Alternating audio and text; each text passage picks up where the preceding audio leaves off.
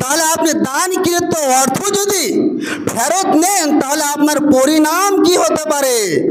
পরিণাম কি হতে পারে? নবী সাল্লাল্লাহু আলাইহি সাল্লাম বলছেন যে ওয়ালা তাউদ ফি সাদাকাতিকা, তোমরা তোমাদের ধন সম্পদকে দান করার পরে দানকৃত অর্থকে তোমরা ফেরত নিও না।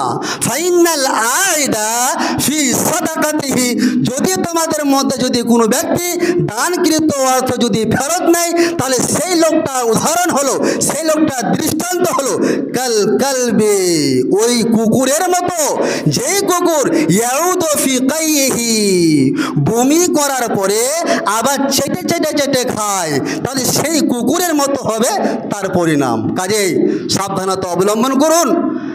আল্লাহর রাস্তায় দান করার পরে সেটাকে ফেরত নেওয়া থেকে বিরত থাকুন এবং আল্লাহর রাস্তায় দান করবেন সদা সর্বদা ইবতাগি বিহি ওয়াজহিল্লাহ, আল্লাহকে খুশি করার উদ্দেশ্যে, আল্লাহকে সন্তুষ্ট করার উদ্দেশ্যে সদা সর্বদা আল্লাহর রাস্তায় দান করবেন। কোনো আলেমকে, কোনো মৌলভী সাহেবকে, কোনো ইমাম সাহেবকে, কোনো গ্রামের সর্দার মোড়লকে খুশি করার উদ্দেশ্যে দান করতে হবে না।